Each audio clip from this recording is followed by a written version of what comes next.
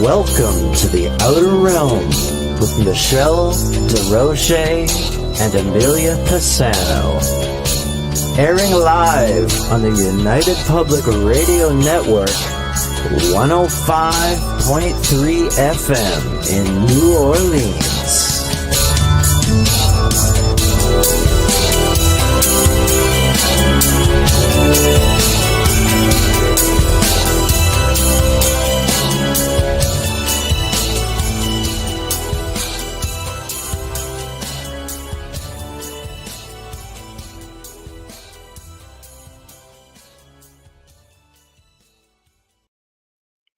Good evening, everyone. Welcome to the Thursday night segment of The Outer Realm. We're broadcasting live in United Public Radio Network, UFO Paranormal Radio Network, 105.3 from the Gulf Coast and 107.7 FM from beautiful New Orleans. We're fully sponsored by the amazing folks over at Folgers Coffee, who have been a part of our journey for the last few years. Thank you, Folgers. Would not be the same without you. We're like one big, happy Folgers family. So thank you. Also, truly grateful to Justin Snicker, aka Dr. Snick, the Sonic Surgeon, for the contribution of his music, his time, and his voice for the intro you just heard. He is an award-winning composer of Halloween, horror, sci-fi, and dark wave electronic music, which can be found on all of your favorite streaming platforms. Also, big thank you to Steve McGinnis, the artist behind the banners and logos at the show. Check him out on Facebook and Instagram. Also specializes in the horror genre and does phenomenal commission pieces of any sort. So tonight it's really exciting for me because I have not gotten together with these gals, as a trio in media or events or anything for quite some time now, actually. But they are my dear friends. They are my inner circle. They are my team members, my travel mates. Adrianna is a fellow host here at the show. She's a host of Negotiating Happiness, which is on Mondays at 1 p.m. Eastern. And it's been a while. So they've been with me for about at least 15 years. And they've been a huge part of my paranormal journey. I started them out on their paranormal journey. They've done events with me, investigations and film. Like I said, we've traveled. And tonight, we're going to talk about our trip to Romania. You've often heard me talk about Hoia Baciu, which is the most haunted forest in the world in Romania, on various platforms of media. But the girls have each filmed separately with me on two different shows. Adi and I did Haunted Casefiles, which talked a lot about being in the forest and everything that happened that night. And Melissa was with me on Hotel Paranormal because this location has a very, very long reach. And there was just stuff that went on for quite some time. But there were a lot of other things that also happened while we were in Romania. And sort of like this working vacation that just turned out to really just be a lot of fun.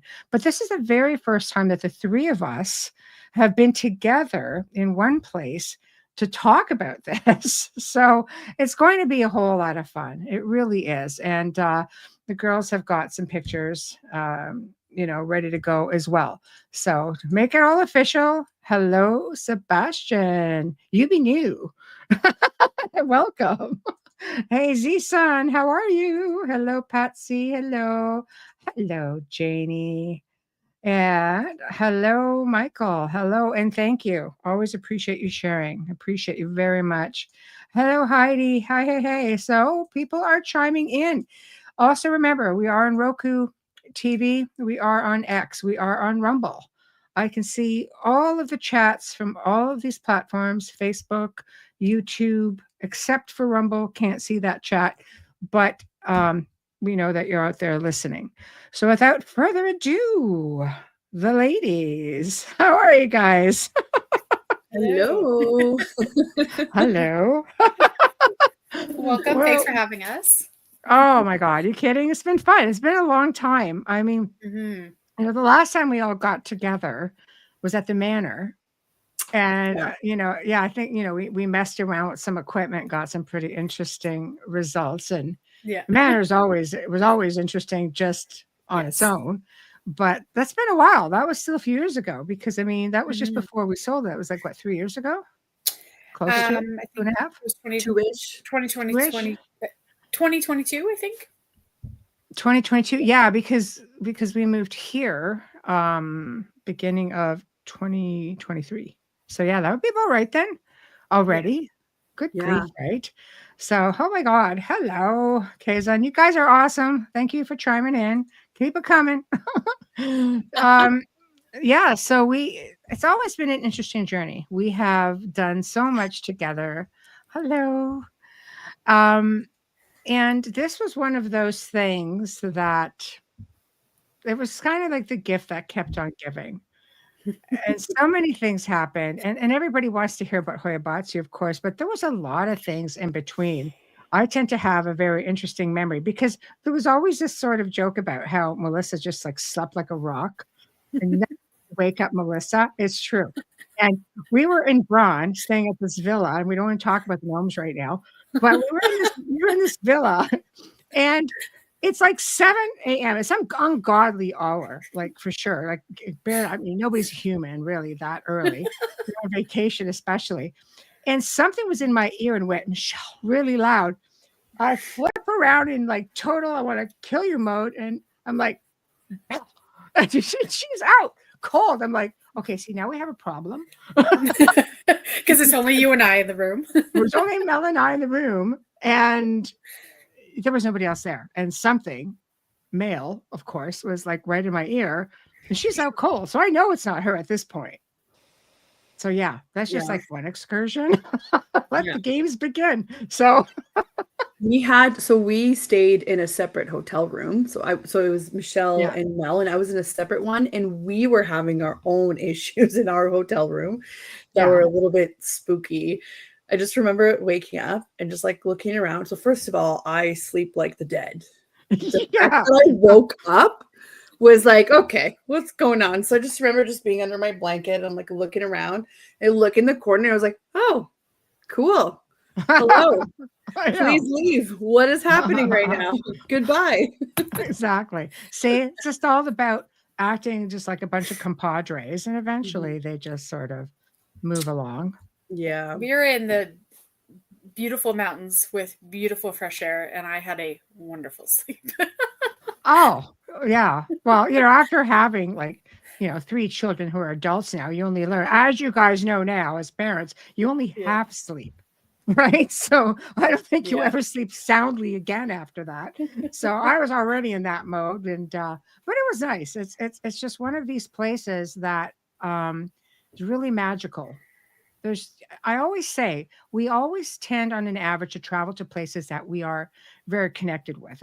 I mean, aside from Adrianna, who is completely from Romania, right? So there's a lot of reasons why she goes, but I've always gone to places I've connected with, and Romania was always one of those places that I felt drawn to, and I understood when I got there because it's just an ancient land where time really has stood still, and there's no other way to describe it. It's beautiful. I love the people. I love the places, and I love the history, and it's just everything about it. And people don't realize it has amazing vineyards. Thank you. We sampled lots of wine. The Dracula beer was pretty good too. But anyway, we sampled lots. There's a red beer. I know. I'm like, oh my God, this is outstanding.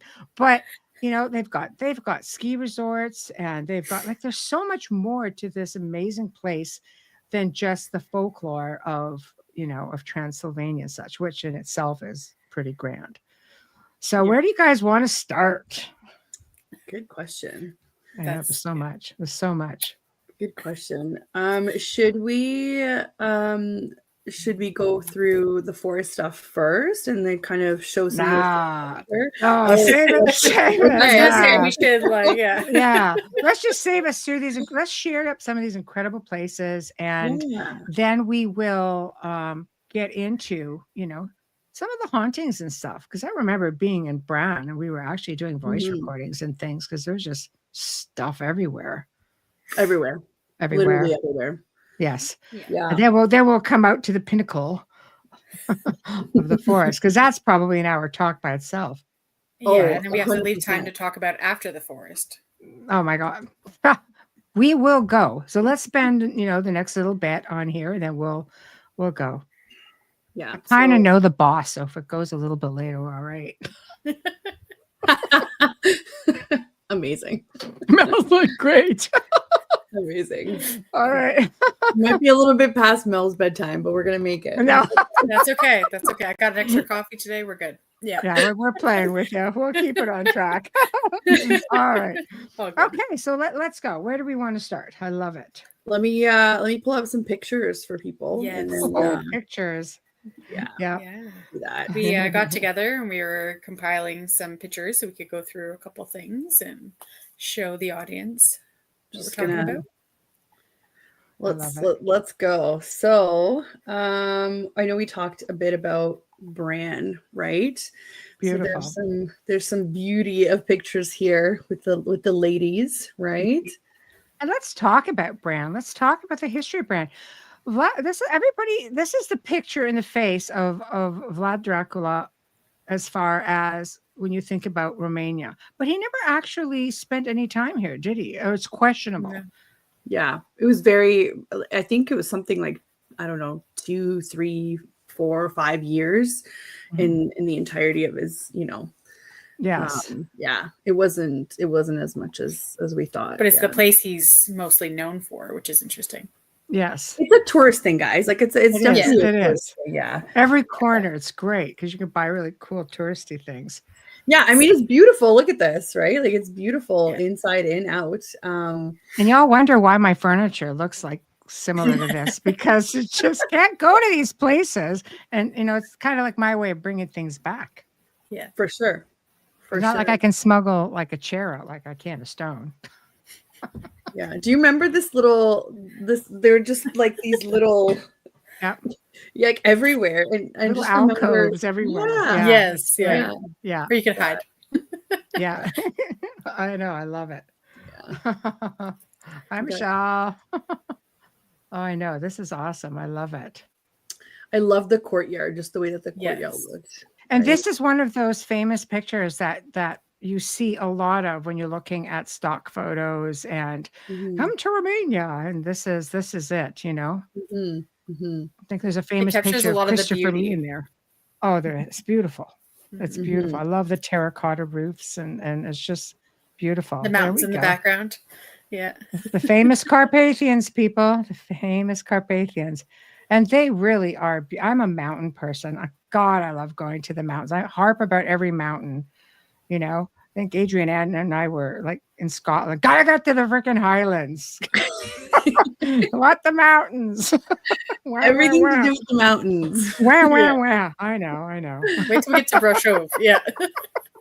Except when you have to climb something, like at Brasov. I would stroke out just trying to get to the halfway point. But it's great. So it's beautiful. Look at this. It's just gorgeous. Yeah. It's so picturesque. It is. Look at this. The trio, guys. Not Here we are. The trio. There we are. In all our wonderful glory. Oh, you remember that wall? That rock wall is massive. Yeah, that's where it's built out of, right? Yeah. And this is in Brown as well. Right. Yeah. This is in Brown as well. That is so these are pictures of the castle that you normally get to see. No. Guys, this is the famous beer that you're talking about. Listen, after a long day. I'm not impressed because I haven't had a chance to really drink any yet. I'm just like, just stop taking pictures so I can drink I just want to take the picture. See, now you're welcome. You're welcome to take the picture. Totally, memorialized it. Guys, this is 2013. 13. A long time That was ago. a long time ago. That was 12 years ago. Yeah. Yes. Yeah. And we were very tired. Very. And this was the walking entrance. involved. This was the entrance of Bran Castle. And I have to ask you this. Considering you have this grand castle, isn't it a weird little entrance? Yes. Yes. Yeah. On the grand scheme of other castles that we've been to and such, this has this, go to Hundorda, it's like, here we are, big bridge, and here we are, big doors. And this is a little tiny thing off the side, which, do you think there was another entrance to this building? Oh, 100%. They were telling us in the tour that there was like an underground that would come out on the other side. Remember how you have to like walk up to it? Yes. I think there was like another entrance that would go right under to go all the way out. Like it wasn't. Was it true in Romanian? Because I don't know why I don't remember this. Listen, no. So just in case anybody's wondering, I feel like anybody that's our age speaks English, and they're obviously very used to tourists, right? Like, so they've got things in Romanian, German, because of that side of the country as well, and French, and all the other ones. Do you remember though, we got there and there were some tourists that were really upset that they weren't taking their American money at the gift shop? Yes. Yeah, it was that. I just remember that. So obviously they get a lot of tourism from everywhere, right? Yes. Yeah. Nobody though was as fanatical as the guy at Village Castle. I know. Speaking of, you're sitting on the spot too long. You're walking on the grass. Because look at it. It's pristine. Look at it. I know. It's beautiful. It's just ridiculous. Yeah. You couldn't even look the wrong way. This place, the manager, it's like he was hiding in the trees or something. Man, this guy was coming out of the woodwork, just trying to stop everybody from touching anything. And this was outside. They were closed for the day, right? But beautiful again in the mountains, and So this was the home of the royal family at one point. Right? At one point. Of one of the yes. Actually, funny story. So behind that, as you go into the woods, they were telling us that it is home to one of the most diverse flora. So talking about plants in Europe. So you get a lot of scientists that come up and study whatever plants grow there, because that area probably has been untouched for thousands of years. So it's very that whole area is very protected, so to speak. Yeah, but it's also a touristy area too, because people go to ski up there in Sinaia. Right? Oh, it's beautiful. And Romania's forest at the time, because I know a lot has changed since then, but at the time, this was one of the last really rich forested areas in Europe, wasn't it? Yeah, I think. I can't believe I'm about to say this. King Charles. That sounds weird. King Charles, I know. Yeah, Charles.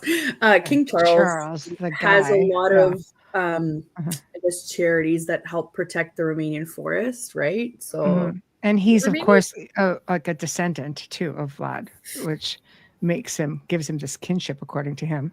I guess so. I think he's got cousins in the royal family on this side, something like that, from what I remember. Yeah.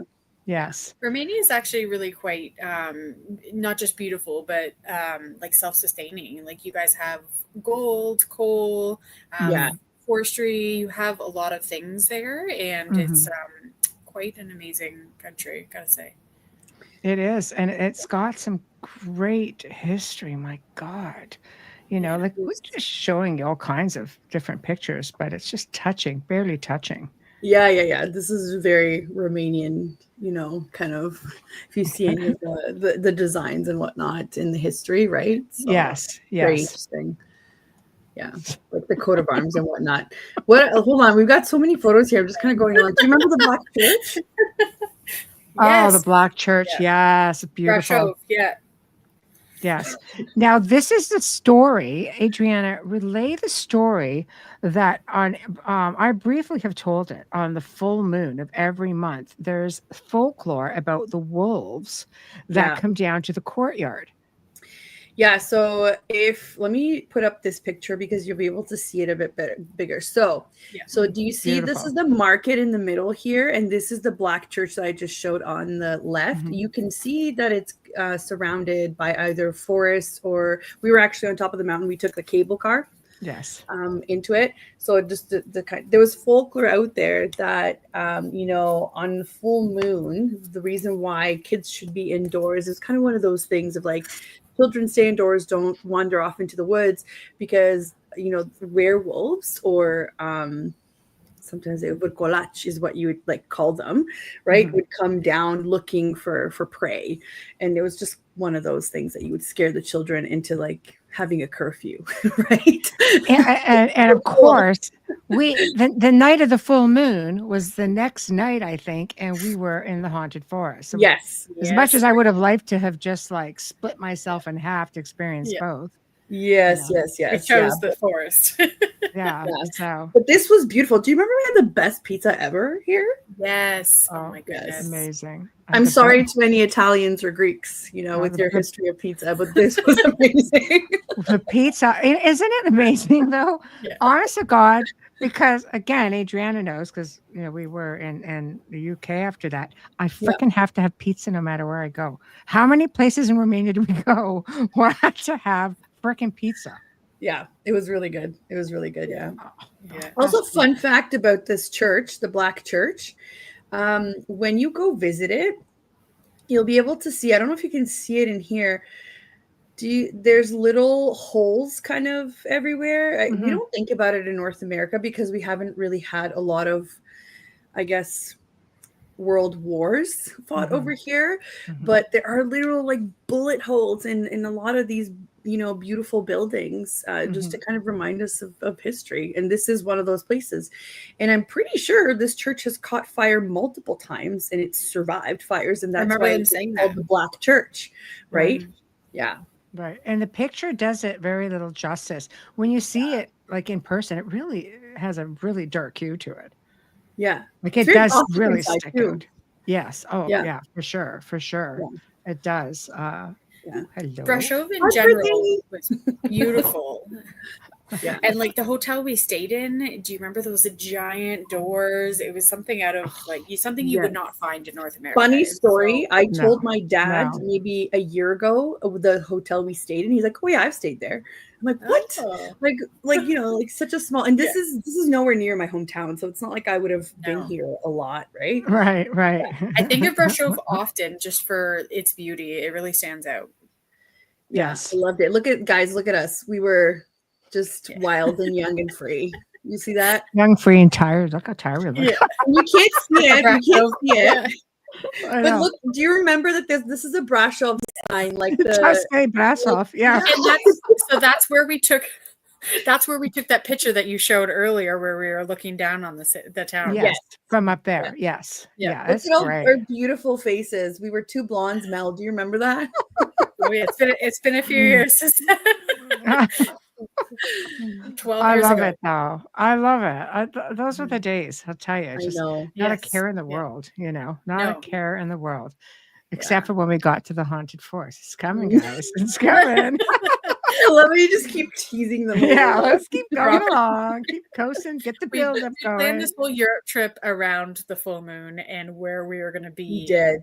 Not just any full moon. It was a freaking super moon. Yes, we did. We did. If we're going to do it, we're going to do it right. Oh, yeah. People kept saying, "Oh, I know. You want to go on the super moon to get the full potential. What's going on?" No, man. We just want to see our way out of there after we get our rear ends handed to us. That's why we really went. This is a beautiful place. Very, very haunted. Let's talk about some of the haunted tales that we were told about this place. Sacrifices and everything. Do you remember that?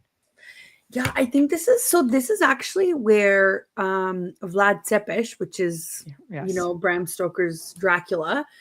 First off, I don't know if people know, but Bram Stoker was an English author who had never stepped foot in Romania. No, right? Amazing. Yeah, Dacre, his great grandnephew Dacre has been on the show, and he's So I mean, he was very very good at his craft, but you have to realize that he never stepped foot in Romania. No. There were times where I know we talk a lot about propaganda these days, but you have to realize that even back then there was propaganda because they had the printing press and whatnot. So they were because he was somewhat, near the Ottoman Empire. If you know anything about, the history and the Turkish, that anything on this side of the world was bad. So they would kind of, portray him as this person who was very ruthless, callous, and whatnot. But meanwhile, he was a freaking genius, right? But you could describe him like it depends on which side of history you're looking at, right? So that's how he sort of became Dracula. Yes. Yes. Right, but Wayne is distracting me in the comments.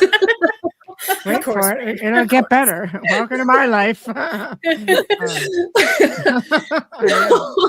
So anyway, this is actually the castle where he ended up spending a lot of his life in, him and his brother, I believe, at the time.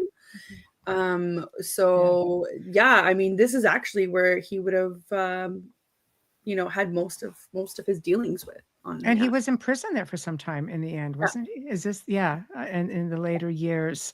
But the castle has a reputation. You guys may remember it from Scariest Places on Earth. I think they did an episode there. They did one also at Brant Castle. And there was a story that floated around where an employee of the castle brought in some people one night to do a ceremony in the crypt area. Of course they did. Of course they did. I was quite enthralled with that, looking up, down, just go, wow, isn't this peachy? I love this. Okay. This would make a nice living room. But do you remember? I did think it. I did. Do you remember how somehow we got up here, like where the tower is on the left? And don't ask me. I just followed you. Yeah. Do you want to know why? Because the only thing, so first off, guys, they were, as you can see, they were doing some repairs at the time.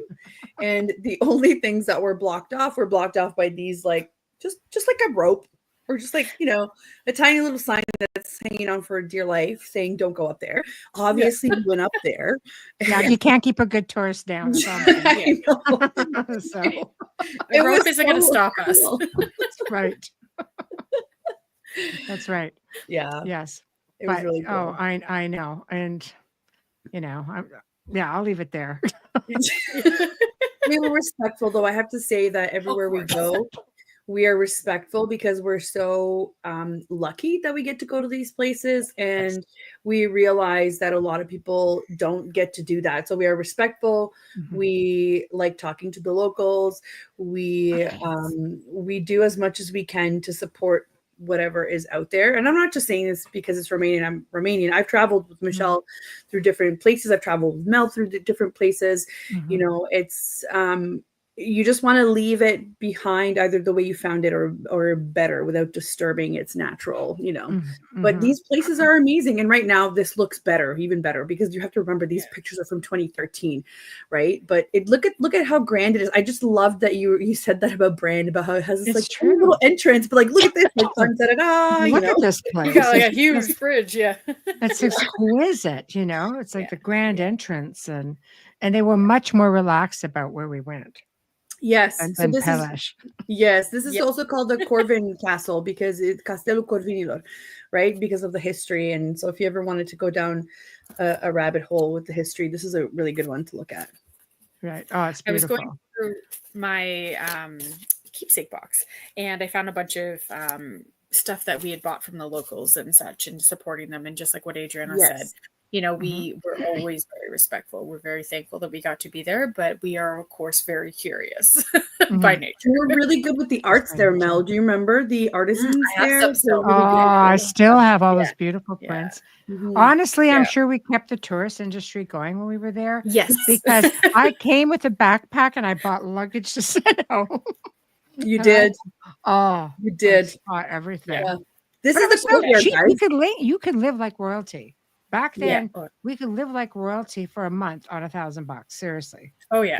It's not the same anymore, right? Like I was when I did the conversion when I went last summer. So back then we were doing like 5 lays for a Canadian dollar. Now it's like maybe 3 lays for a Canadian dollar, and sometimes the prices match up. Let me tell you, this summer the eggs are the same price as here, and I was like, "What's happening?"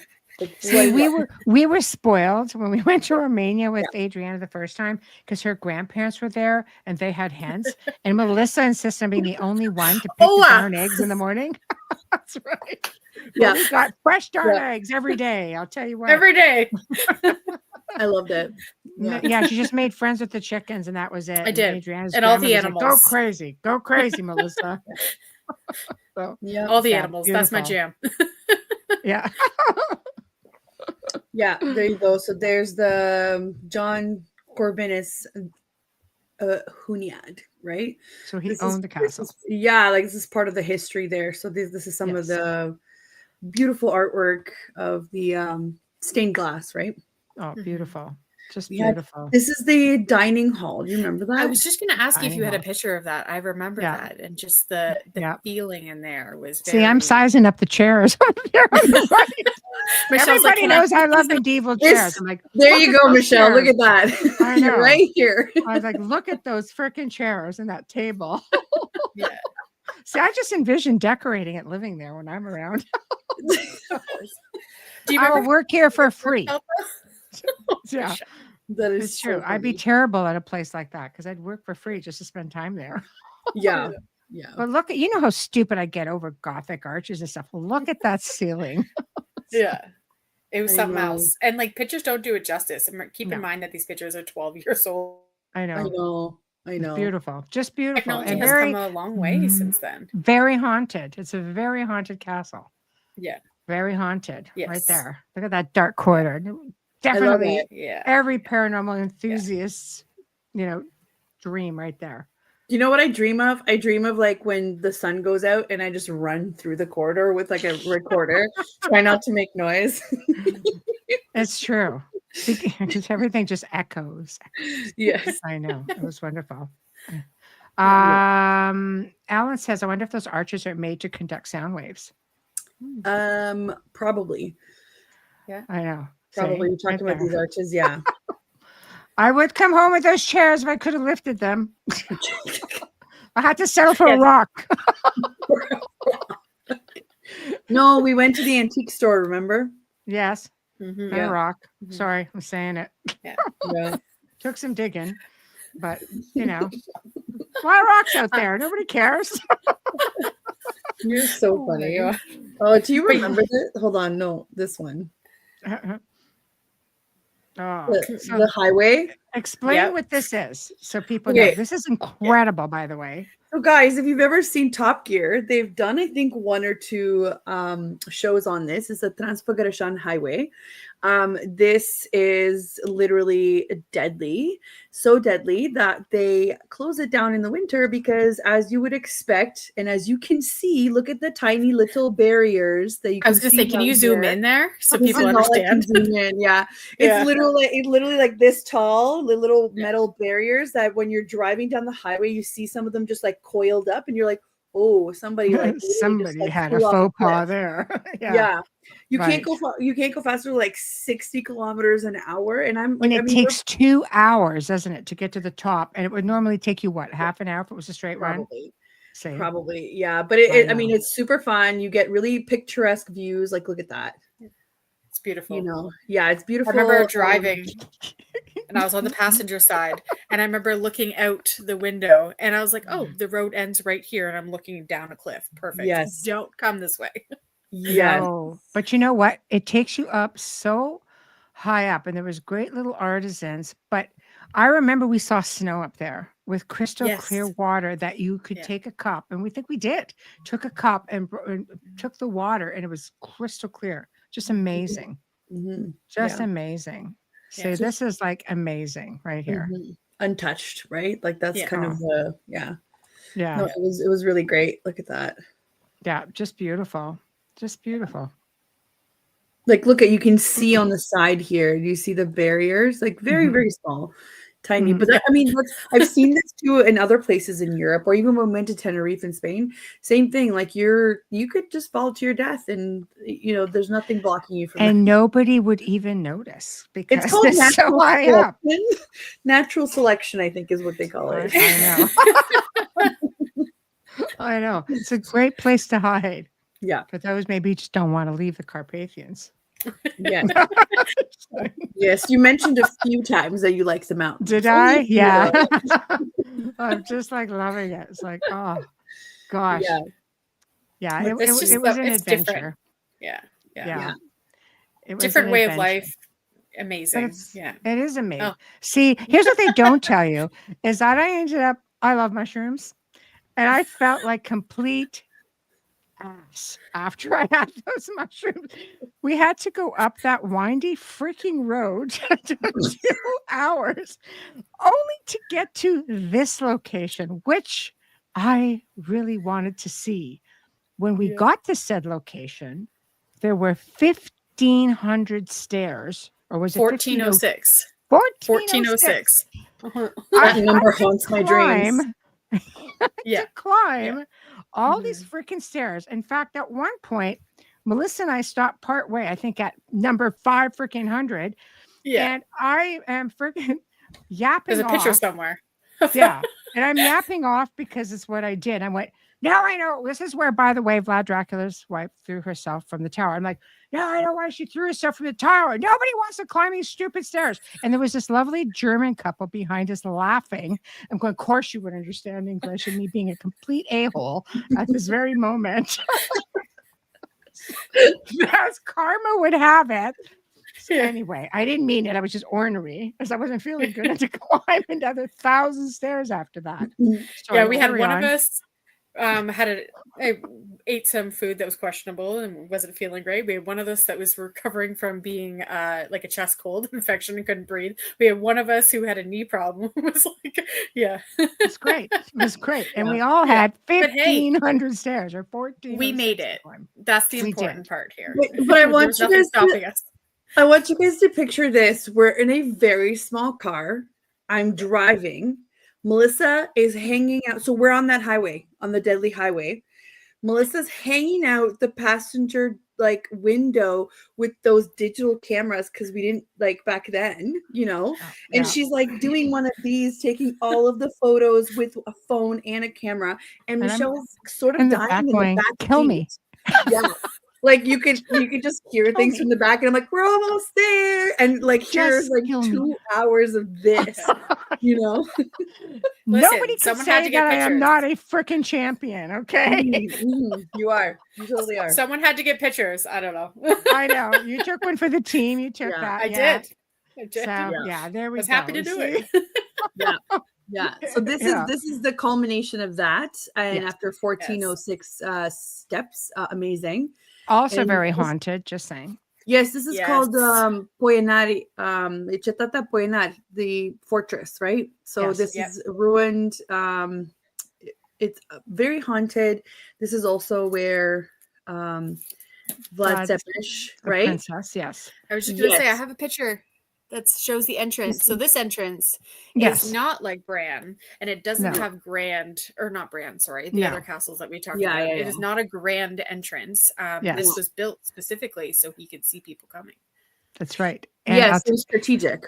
And I'll tell you what, they have one lone little man up in a little hut up there by himself, working all freaking summer long with the dream job that I said I would do for freaking free. In fact, I think I even said to Adriana, do you think you could contact somebody? Because I would do this for free. They're paying this uninterested man to be up here. I would sweep and just take care of this lovely house. So anyway, carry on. So if you guys know why they call him Vlad Tepes means it's like spear, I guess, right? Yeah. So this was obviously there for dramatic purposes. And it's because he was known to impale people on these, because this was actually learned from the Turkish. The Turkish used to do that, right? So he hated people that stole, people that were traitors. So a lot of the times, if you saw people, around the properties, I guess, castles, fortresses where he was, it's because they did something unforgivable, and they were including some of the boyars, the elite.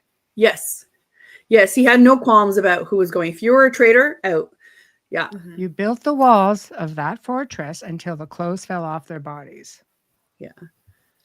And did when he impaled them, he learned a special technique, I believe it was from the turkey, correct me if I'm wrong with that, Adriana, that would leave them alive for a couple days sometimes.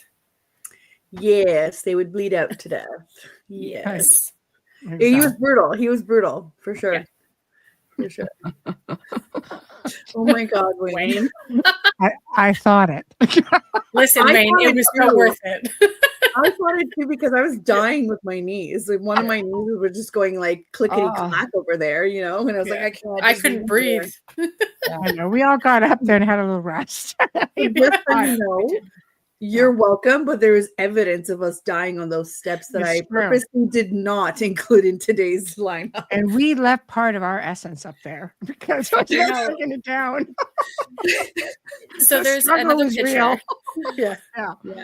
But it is a really incredible place. Yeah. You know. If I see somebody making a comment about Vladimir, so Vladimir is typically a Russian name. His name was just Vlad Tepes is what they would call him. Vlad is a very Romanian name. Just to go back, I guess 70% of the Romanian language is still pure Latin, so it's actually older than French and Spanish and Italian and whatnot. And 30% are actually people fight over the 30% influence that's left over because a lot of them think that it's just the Slavs that have influenced it, which is true if you look at our neighbors on the map. So it is some of that Slavic influence coming in, but people like to argue about it. But it's primarily a Latin language. So Vladimir would not have been applied the name. Yeah. And Melissa, you wanted to add something? Just the feeling that we had when we were up there, and maybe it's because I'm an air sign, I'm a Gemini, and being up on the mountain in the middle of fresh air, which I'm not used to in North America, let's be honest. Sitting there, we all kind of wandered off to look at different things and explore different areas. And I remember just sitting there and just feeling so calm and so peaceful. But yet the other end of the castle, just feeling sad and heavy, which is very interesting. So much death in the whole area. Like up there, I guess, with all the prisoners and so on. And if you think about the panic, even when the princess threw herself over, knowing or assuming that they were just storming the fortress, there had to be a great level of anxiety. I mean, a combination of everything.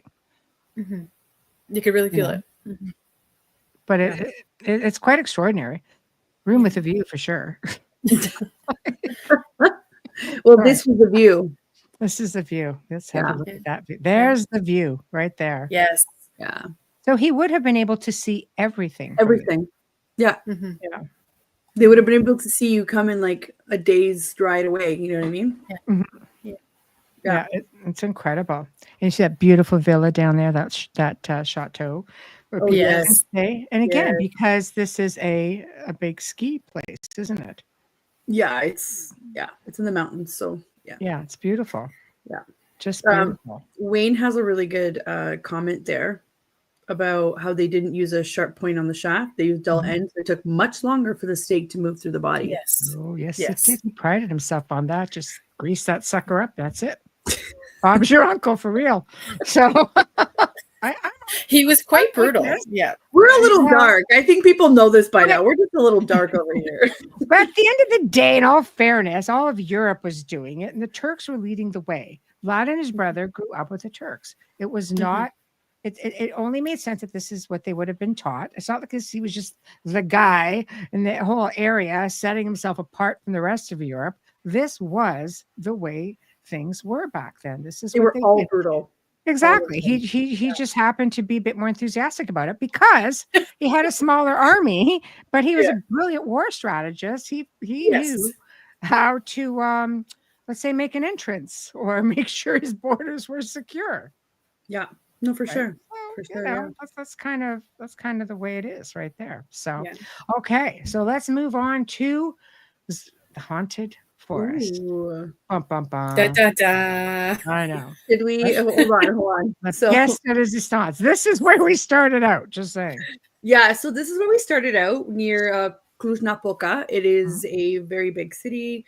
They have about 5 universities there. And my favorite fact about that is that it is not uncommon for universities there to have a parapsychology department, which made researching this stuff an actual academic, like research-based analytical fact, right? So if you guys ever get a chance to look for some I guess, English dubbed Romanian documentaries on YouTube from a long time ago.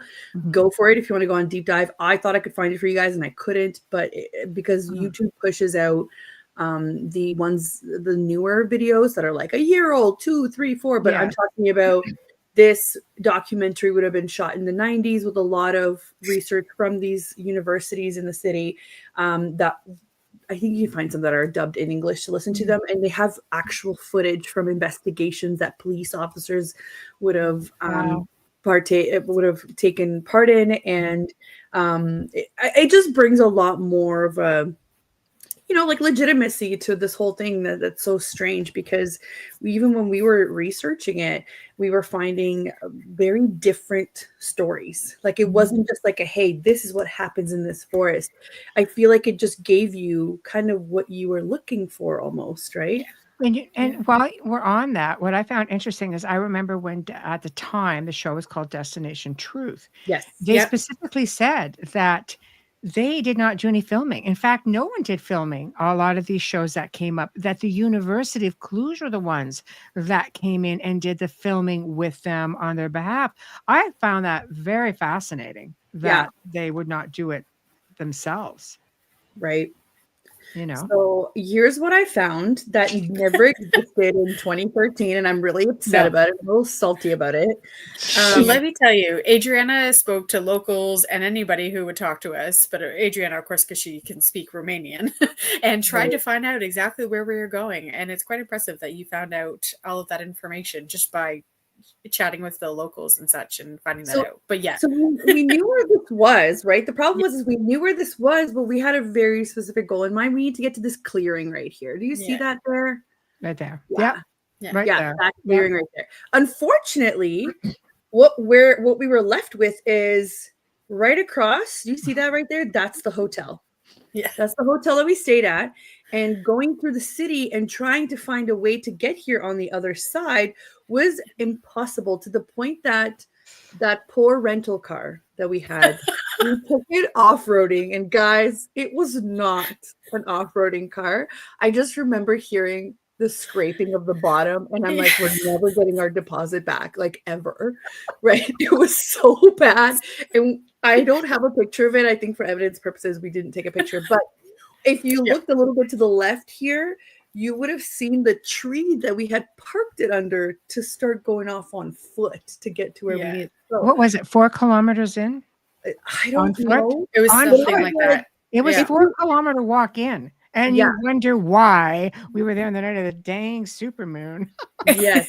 Do you see how there's parking here now? I was just going to say that parking did not exist. Absolutely not. No. Rolling hills in a little car is all I'm going to say. First, we went all the way around over here, trying to get through here, thinking, hey, this looks like a clearing. Do you see that? We're like, hey, this looks like a clearing. Yeah, we were like looking at Google Maps. Now, clearing day 1. Yeah. Right. It took us 2 days. And the way we found this, because this didn't exist back then, was I was stubborn. I was like, we did not come all this way to not get there. Right. So I downloaded a hiking app, because I'm like, if cars can't get there, just a random hiking app. We were all broken, but we got a hiking app. But I was like, I have to find this. And somebody posted pictures, because as you can see, there are trails through here. Yeah. Right. Mm-hmm. But and somebody posted a picture. I was like, oh my God, Michelle, this is the clearing from the documentary. Like, this is it. So that's how we found it. Because in the hiking app, you get markers, right? Like GPS markers. That's how I found it. So whoever is going in now and doing research, like, I was there before that. I'm salty. We roughed it. We really roughed it. We drove the car as far as we could. As we mentioned, the car had was some somewhere over here. Up a hill. Yeah. And then we had to park it and then continue walking by foot for quite some time. I think it was about 4 kilometers. I remember we mapped it out. It's probably written down somewhere, but it was very intense. And just so you know, also that map picture makes the forest look very small. It is not that small. It's not. That is not to scale. Yeah. I think it might be the biggest forest in Romania. Yeah. So it's quite large. It's quite large. And like, I just remember, like, It's all I up think there. the car was somewhere way below. Like, It was. It was. Yeah. I think this is one of the breaks that we took when we were walking in because it was so long. Yeah. Yeah. So imagine It was not so knowing far where you away that we actually questioned when we were getting our rear ends handed to us. We looked at each other and went, God, do we just stay or do we just go? Because it was such a long freaking walk back. Yeah. So this was I loved I'm not gonna lie to you, I really loved being there. Like I vibe-wise, did too. getting It in was the forest. beautiful. Oh I yeah. loved being there. And this is what it Yes. looked like. It was sunny. And Everything was quiet. Yes. No birds. There were No no squirrels. birds. We did not see wildlife. And there was that stupid droning sound that was in the background. Do you remember that? That Yes, The we whole have time. EVPs of that. And I portal. remember sitting there going, it's not a dead forest. It is very healthy. Why are there no chirping sounds, no squirrels, no anything? And I mean, we have foxes, we have wolves, we have bears, like you name it. Like it Not there. Right. But we had a picnic anyway. We did. So I just remembered too as well. We left the hotel, which Adriana showed the picture of how far it was, which really in distance isn't that far. I think we left the hotel at like 7 or 8 in the morning, did we not? Yeah, it was really early. We sure did. And we didn't get to the clearing. Ungodly hour. We didn't get to the clearing until about 12:30, 1 o'clock in the afternoon. That's how long it took. And it was we drove for 20 minutes. Yeah. We walked. Burned off breakfast. Yeah, it's true. Yeah. Oh yeah. Yeah. But look at this thing. It's amazing. Like how it's like tunneled on the on the trail. I love that. I love it. But you know what it perplexes me is there's a freaking road going through there. We walked 4 kilometers to get in there. Yeah, because it's part of the trail. So I actually have a picture of the trail somewhere, the trail marker. The trail markers, I don't know if I brought it in here or not. Either way, it was pretty darn interesting. I think to you say got the it. least. Right there. Yeah. See, like we did find, we were like, okay, so people know about this. Like there are trail markers around. Yes, exactly. But look at the ruts in that road. I know. We'd have been finished. But do you remember why? Because it's not from cars. Do you remember why? Oh, I remember why. Can we talk about that freaking what the hell was that guy in a cart out of nowhere disappeared? Wait, we gotta wait till the clearing. There we go. The marks. Yeah. The clearing, so the circle. Here we are in the clearing. Circle. Yeah, here we're in the clearing, and we're just like we're having a picnic. We're enjoying the vibe, And oh my god, it's like Wayne just distracted me again with this. That's like. No, Wayne, we could not bring the car. That little car wasn't going to make it on flat that was plane, like hours behind us at that point. Yeah. Exactly. So it was a horse and buggy that literally scared the bejesus out of us because we even took a nap there. We took a nap in the circle. I slept I at the rock, right, Mel? nap again. I know. Mel and I just passed out in the circle. Adriana's like, I'm just going to go do some EVPs. All right, go ahead. Look, and we saw that man. This is post nap. This is Mel post nap. I apologize for the view in this picture, but that's how good of a nap I had. Redhead, see, it can be done. I love it. For sure. No, I love it. This is what the clearing looked like, right? Yes. And this was in one of the entrances there. So I decided that there was about 5, I think, from my memory, 5 or 6. So, we had our little recorder and we were going in there, and then Mel and Michelle were in the back. So I actually have this recording where I'm going in. It's the first one, and I'm sitting there going, this is the first clearing, it's Adriana. It's this like time of day. And it's really hard for me to breathe right now. I don't know what came over me. And that was interesting because we could see you doing it. I remember you were going around and I said, just keep that spot for last because it just feels like there's something around there. And Mel and I are watching you go. And she's going, I feel this pressure in my chest. And I'm thinking, I bet you freaking do because there's a tree behind her. It had to be at least as big around. And it's starting to do this. And I don't know if you got that on the recording, but we're kind of like, is that a freaking tree like moving behind her? I couldn't hear you. You guys were like, it doesn't look like that far, but it was. No, but it was far enough. And do you not remember, Michelle? I turned around and looked at you like, do you see that black figure standing behind Adriana right now? Or is that just me? My imagination? Yeah. No? Okay. Yeah, it was out there. And I am oblivious, obviously, going, I can't breathe, guys. We're like, and, you know, Michelle and I are just having the conversation like, do we call her over? Do we tell her? Do we see how this goes? No. Like, she'll figure it out. Okay. We were watching. She'll figure it out. Just give her a minute. But that tree snapped up. Yes. And then you went, there we go. Now she's got it. It was like somebody grabbed the end of it, pulled it down, like, you know, kids do that, and then let go of it to let it spring up. Yeah, it was very much like that. Yeah, here's Michelle enjoying. It's me being freaking exasperated. I know. We're here. I need a nap. I have to have a snack first.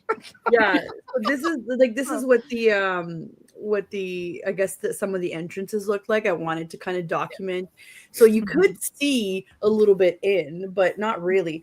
We had to make up this rule because we had gone on and found some stories from locals that were kind of like gave us a bit of an idea, but not really, because back then there weren't all these tourism websites and it didn't become as popular because people were just starting to film there.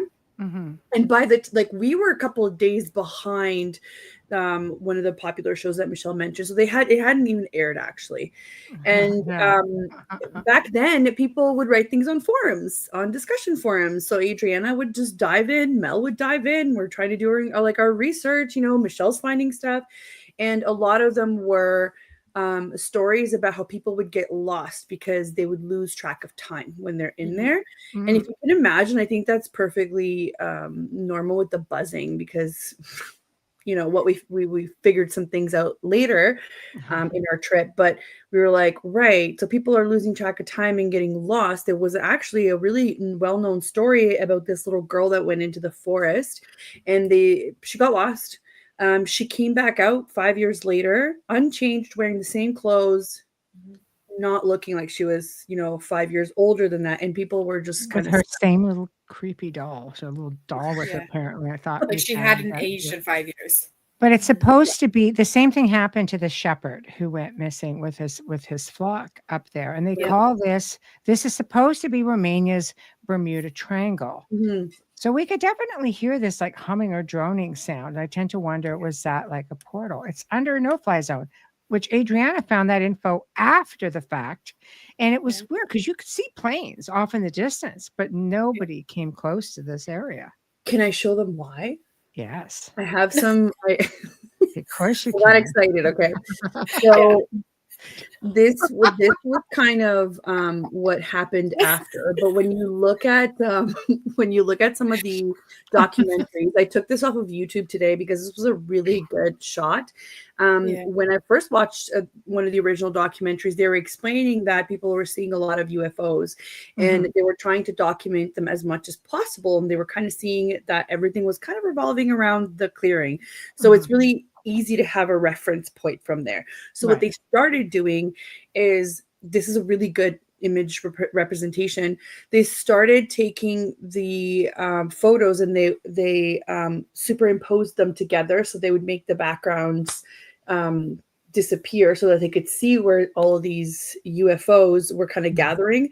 And this is what it looked like. It looked like it was the same, spot in the sky. And that's when we're kind of like, does that look like an entry point to you? Dare I say a portal? Right. So someone just mentioned that in the comments. Yeah. That was Z-Sun mentioned that. Is that a portal bed? Thinking it might be. Thinking it might be. But the locals capture things all the time. I mean, there's a lot of clips you guys could find where they interview the locals, and the locals actually catch crafts and lights and big balls of light moving around within the forest on a pretty regular basis. Yeah. And people report getting sick, nauseous, they get scratched, they get thrown. Very aggressive. Very aggressive. Yeah. Look at this. I remember seeing this picture in one of the original videos as well. It looks like somebody's hiding like behind, but they're kind of like half transparent, right? So it was very interesting. Standing picture. Yes. Yeah. Absolutely. It's very interesting, as you guys had mentioned, that during the day in the clearing, it was very calm. It was very quiet, very, very quiet. We all felt like we were being watched the entire time, but it wasn't threatening. It wasn't anything, negative or anything. It was just somebody was watching us. As I mentioned, I had a great nap after that long walk. But as soon as you, and then those entrances that was around the clearing, as soon as you walked into the forest, it did feel different. It was very different than the clearing. It was very dark. And that humming and that buzzing never went away. So I could see why people would get, Okay, can we talk about the horse and the guy in the cart? For Pete's sakes. Wayne's probably like, let's go. It was driving me crazy because this guy, we're sitting there, all of a sudden we look, and he looked more perplexed than we did. Yes. Like, we're like, is that a freaking guy in a cart and a horse? And he's looking at us like this, and we're looking at him like this. But when you looked at the clearing after that, there was nobody. Like when he left the clearing, when we looked, either this tree swallowed him or he wasn't there. That's all I'm going to say. Because I remember saying to Melissa, I just want to go poke him. See if he's real. She actually did say that. That's the funniest part. I did, because it was just weird. Like, what would he be doing up there, frankly? No. When you think about it. It's such a huge forest. And why would he be in the clearing like that? Yeah. Well, he goes through the clearing, but when you look around it, even on the map that Audie shared, there's nothing up there per se. Nothing. Like you don't see anything up there. Where's our homestead? Where's there anything? Yeah. Yeah. Which kind of lends to the theory of what was he doing? Yeah. It came out of nowhere. You didn't hear him coming either, right? He just kind of showed up. No, but that's the thing, is you don't hear anything up there. It's almost like the sound is all just muffled. I'm sorry. Does that look like a freaking, what is that little green thing? Oh, it's exactly what you think it is, because he's marked it on there that's where the sightings are of the UFOs. Is that what you're looking at? I was like, is that yeah. Oh, shit. See, I would have been looking for this. So hold on. Let me tell you, though, because this brings some legitimacy to this whole thing. Let me tell you that this map was created by Bermuda Triangle, different time. This map was created by a PhD professor in the Department of Human Geography and Tourism at Babiš Bolja University at the Cluj, in the Cluj area.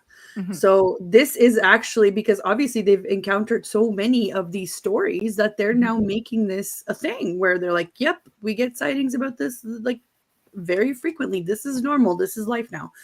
Right? Yeah. Normal. Yeah, but that's exactly what you're looking at. That little green guy over here. Yeah. Yeah.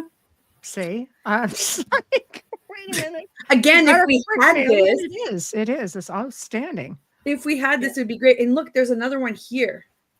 So I saw that. We just happened to walk right up that freaking path to get there, didn't we? We did. Yeah, we did. But it's probably because if you zoom out in the sky, it's probably that same area that they were photographing. It's just where do you put these markers where people typically see them? So if they're either on the path or in the clearing, if you look up at the sky, you're kind of there, right? It makes sense. And we have some the reason why I put this picture up, hold on, where is it? I'm like losing it here with all the windows. So this is it. I pinpoint exactly the moment where it all went straight to hell.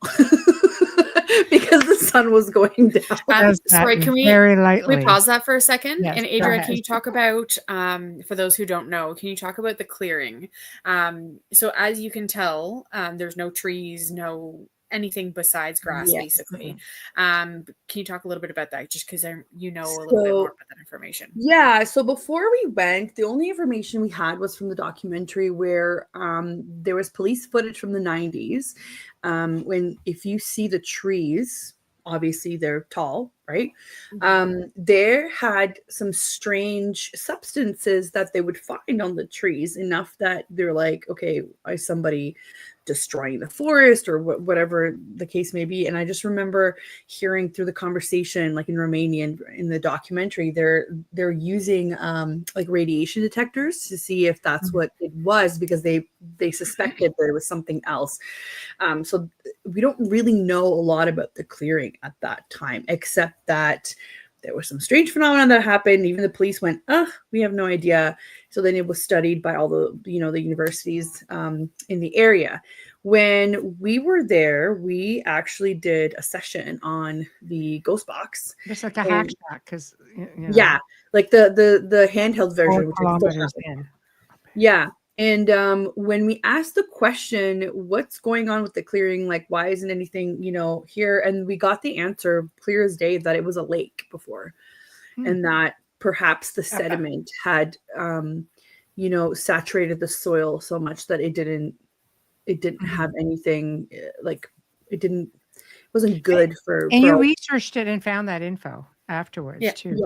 Yeah, I think so. Yeah, I think so. The university took samples of it and tried to grow things, with that soil in the actual university, and nothing would grow. Yeah, weeds and bugs. Well, I mean, yeah, you can see plants and whatnot, but it was very weird in such a dense forest to have this, this one area that didn't go well. But as we've learned more about how everything is connected, if you think about all the buzzing, if you think about like sound waves and about how everything affects us, right? Do you not think that plants are affected or trees or whatever? Of course they are, right? And it just depends on the energy as well. They absorb a lot more of the stuff that we put out than we realize. So yeah, but this is when the sun started going down, is when we were kind of like, hey, even when we were taking a nap, we were kind of looking around the clearing. It was like, I feel like I'm getting watched. There was a constant thing. And this is what a lot of people report, is that they feel like they're constantly being watched. So imagine being in a forest where it's super quiet and all of a sudden you're like, why do I feel eyes on me?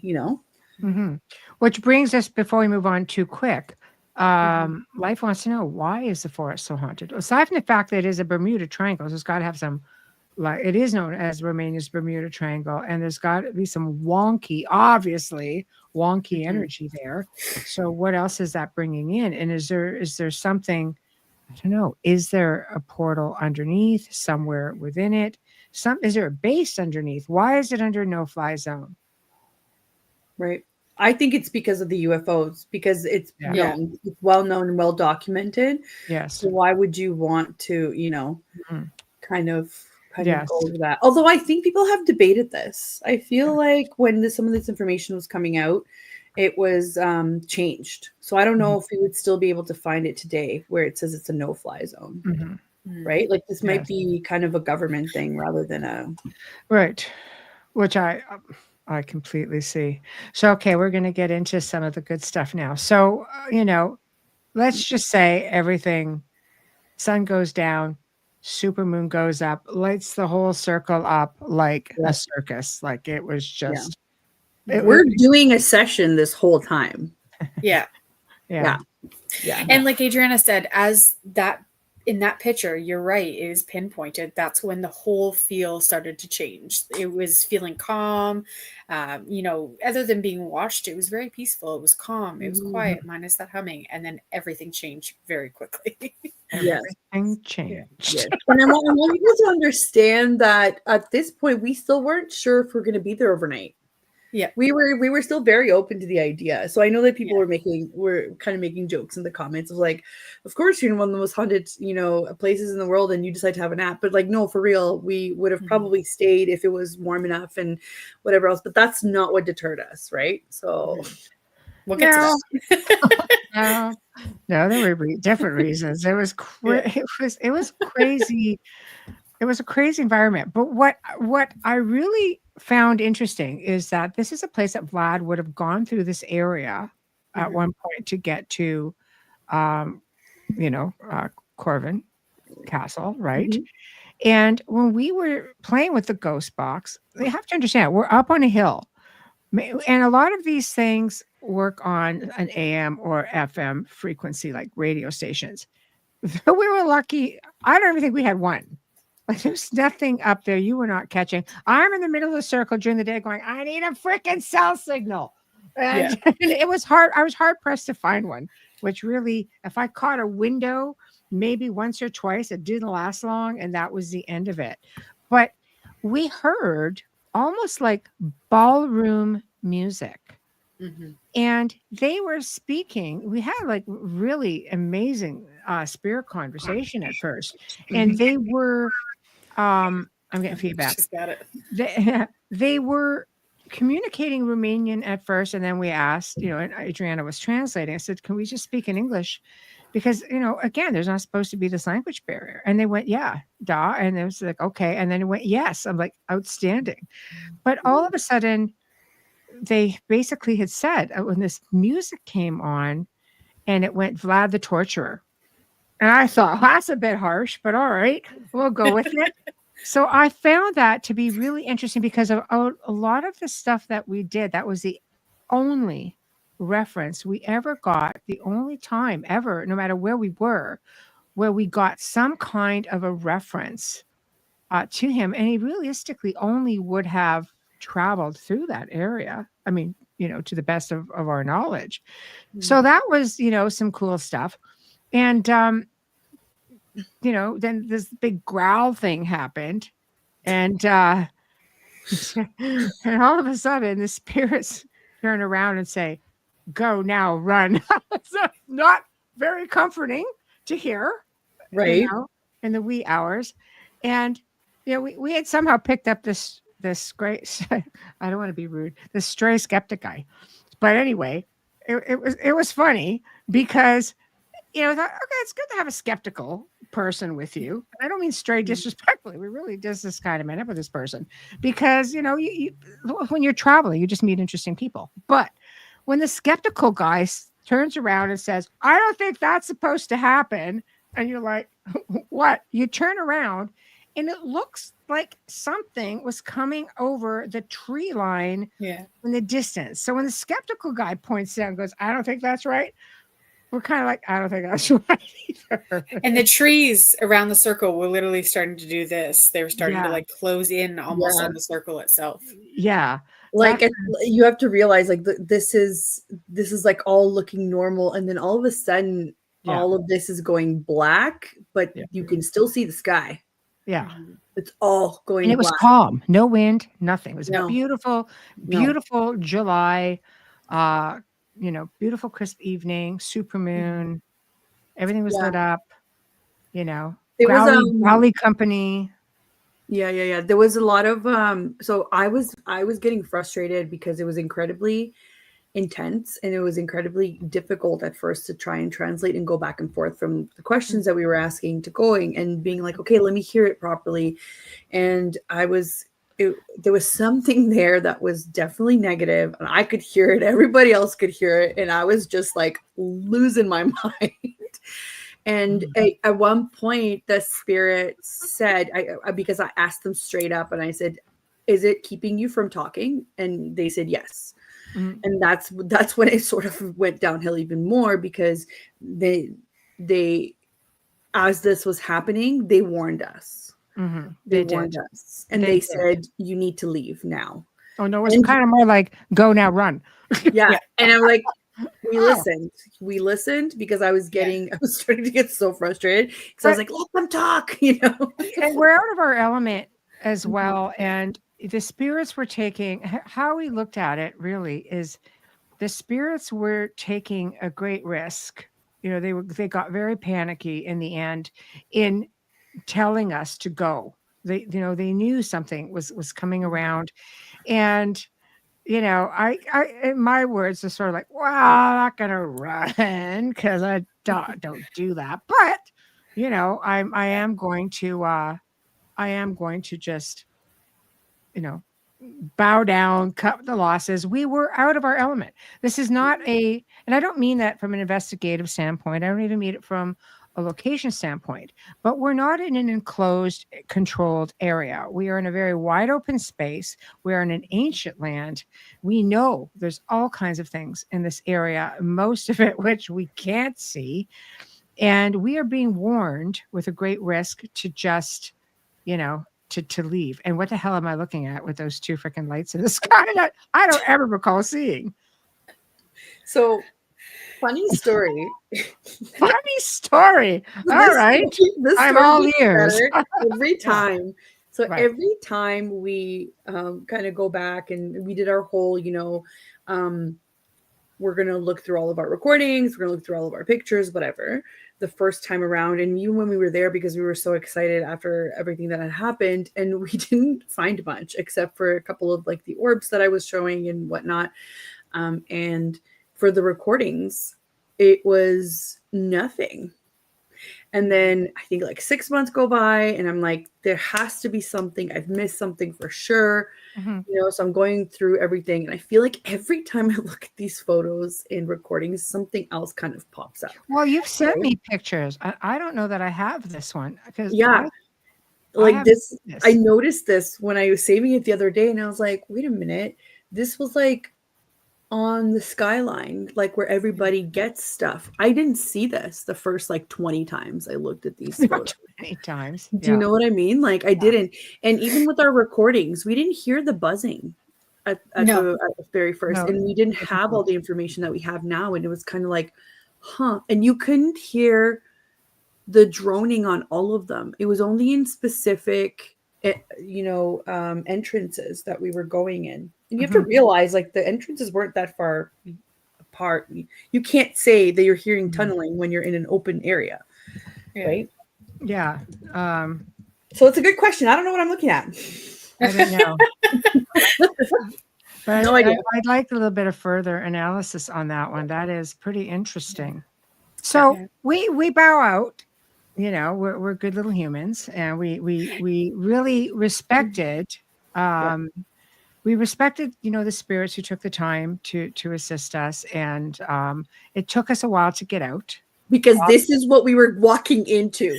Complete darkness. And that's with the flash on the camera, so it definitely was not that bright. No, exactly. Yeah. So, but to back up, sorry, when the spirits told us to leave, the people who didn't speak Romanian understood the tone immediately and looked at Adriana and was like, that's not good. Yeah. There was that sense of urgency for them. Yeah. So it's this is what we had, this is probably at least a good couple of kilometers out, before we got to another couple of kilometers down. And what was strange is that when we were walking out, I could hear leaves beside us, not on the trail, but there was leaves crunching beside us. And I'm just like, it's not good. So it's almost like something was either escorting us out. We didn't feel chased or anything like that. Like it wasn't like that. It wasn't that type of a sense of urgency or self-preservation, but we were not alone leaving that area. We just were not alone. It was very much almost like the feeling in the clearing. It was very much us being watched and making sure that we actually do leave. Definitely. We were very, very fortunate. And again, it was interesting, but even all the equipment went down. Like the cell phones, we lost batteries on down, like everything almost immediately. It just got drained, and that was the end of it. Can't miss my flashy hair in there. So and that flashy bag. So that's funny. If I would have went missing, all you had to do is look for that. But there was definitely look at all that stuff in that picture. We were not alone, and we made it out, and we got to the car. And hold on, you forgot about the eyes. There was so much that happened. You talk about the eyes. You go ahead. As we were walking out, and paired with those footsteps that we were hearing and the crunching in the leaves and such, Yeah. there was eyes that were absolutely floating across that were following us. And it was not a human. It was not an animal per se, in the sense of like, it wasn't bobbing as it walked. It was floating. Mm-hmm. There was a set of glowing eyes that really followed us out with those. And I remember looking, does everyone else see that? Is that just me? Or, Yeah. I don't know. It was crazy, but there was nothing ordinary about this place. No. It really was an extraordinary place on many, many different levels, but we finally get to the hotel. Which, by the way, was this that you saw in here across the way. Yeah. Those are the lights that we finally got out of the forest and the supermoon and then the lights, and we're like, all right, we're getting somewhere. Yes, exactly. And we all kind of let out a breath of like, okay, we're out of the forest now. Yeah. So we go to this. I want you guys to just have a sense of this hotel for a moment. It was a state-of-the-art hotel. You could not even turn on the lights unless you put your card in a slot on the wall, and it would power up everything in the room. Mm-hmm. That's the only way you got power. And I want to make mention of this because of the stuff that happened in the hotel afterwards. So, while we could see the forest from where we were, I have no doubt that the forest could see us. Oh, yeah. Okay. So who wants to start with the experiences? Mel, do you want to start first? Because we'll start first with you because Adriana called down after, but you were experiencing that. Wait, though. So we were on different floors because we had booked, like, give some context. Last minute while we were there. This wasn't let's book ahead of time. That didn't exist. We would just show up to places. So we were on different floors, different rooms. Yes. Different ends of the hotel, you name it. Yeah. Yes. So Michelle and I were sharing a room. And we were just kind of chatting about the forest after we decompressed and everyone kind of went to their room. I was on the internet because I waited all freaking day. Just saying. So I'm like this while Melissa's talking, and I'm like this. Okay, go. Yeah. Just kind of, do you believe that? Do you remember they said Appa? That means water. That's the lake. That's what Adriana mentioned earlier. Yeah. And then all of a sudden the hotel phone rings. Like the one between the beds there. So I'm like, oh, who's calling us? Okay, pick it up. It's Adriana on the other phone. Well, we thought it was Adriana. Yeah. Yeah. Sorry. Yes. Yeah, the phone rang before. Yeah. Yes. So we pick up the phone. Let's reenact. Ready? Ring, ring. Pick up the phone. Yeah. Hello. Hello. Hi. Yeah. What do you want? What's up? Yeah. Oh, sorry. Michelle was saying before that, though, the phone rang. The phone rang, and when I picked it up, there was some static and some growling on the other line. And that was it. And she goes, "Did you get this right now?" And I'm like, "Mm-hmm." Oh, sorry. I hear it. Yeah. I literally took the phone and I kind of pointed at Michelle's direction. I was like, "Do you hear this? You catching this, or But you know me, I'm a nerd for that. But I'm just like, yes, acknowledgement is empowerment. Yes, you guys also had, so we have this, there's a process where you put out your video camera and you back it up into a corner, make sure that nobody can go behind it. That's right. So this is being recorded. So they're seeing, we're looking at this after too, because after that happened, you can see Melissa putting down the phone. And then it calls, I got ahead of myself, but it calls again, right? So like you pick it up. A couple minutes later, it rings again, and I pick it up, and now I'm like, "Hello," I'm like very cautious. Yeah, and it's Adriana, and we started talking about something, and I can't remember what it was, and then finally one of us is like, "Okay, so why are you calling?" And Adriana's like, "You called me," and no, the phone rang, and you called me.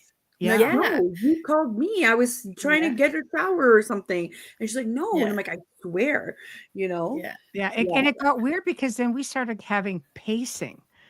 Yeah. We could hear, do you remember we were hearing something? Yes. Almost it was pacing at the end of the beds, which was kind of strange. Which for me was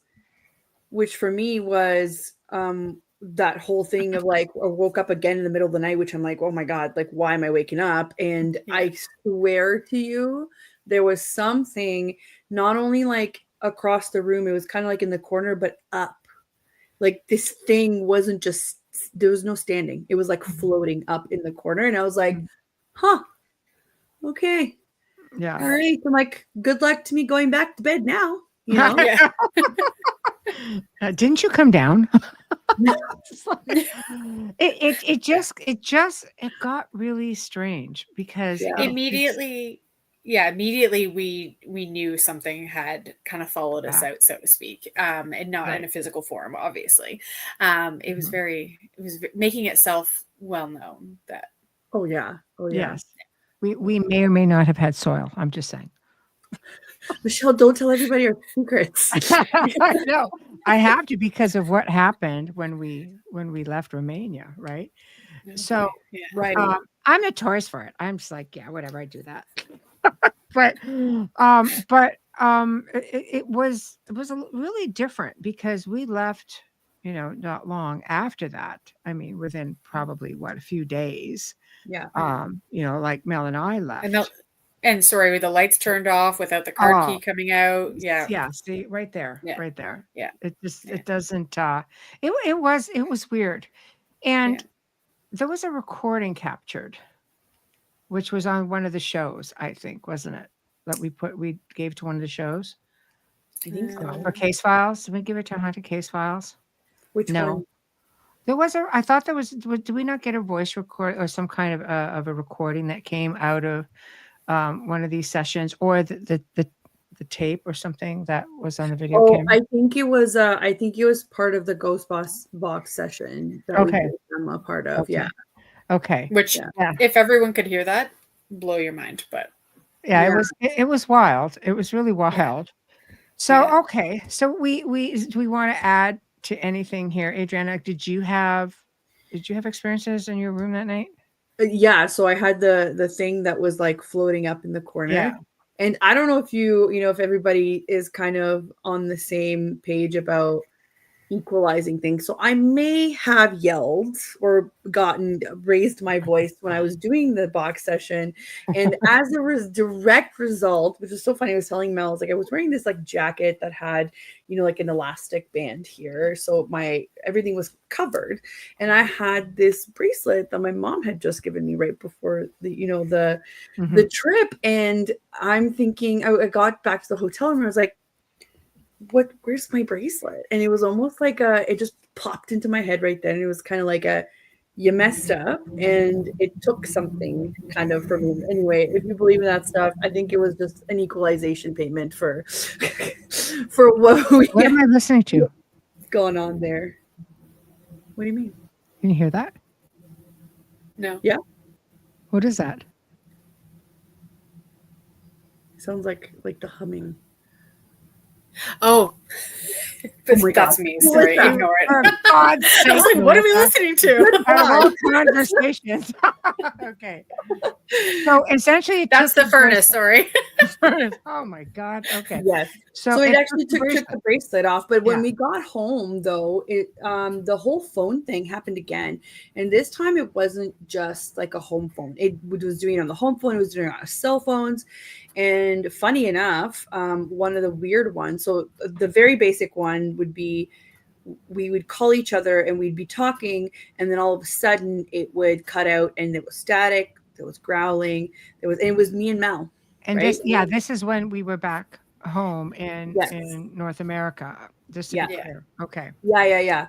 And this is why Michelle's like, well, it's because we have soil. It's almost like that, like energy marker that we took home with us, and it kind of followed us. Yeah. I don't know. I had no problems. But I'm notorious for that stuff. I just take it.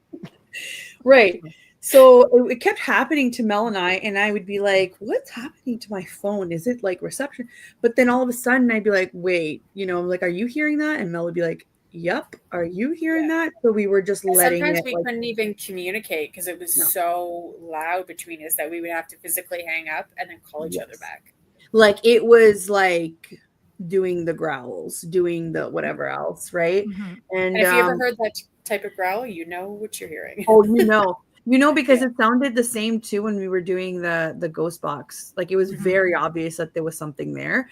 And the other one, Mel, is when I was in university, I worked for Mel at a retail store, and Mel was the manager. And it wouldn't be like uncommon to call the store to get my schedule or whatever. But I just remember my phone rang, and like my cell phone. And somebody else, one of the staff there, had picked up the phone on her end, like just like she would normally, pick up the phone at a retail store, very professional. Hello, very how can I help you?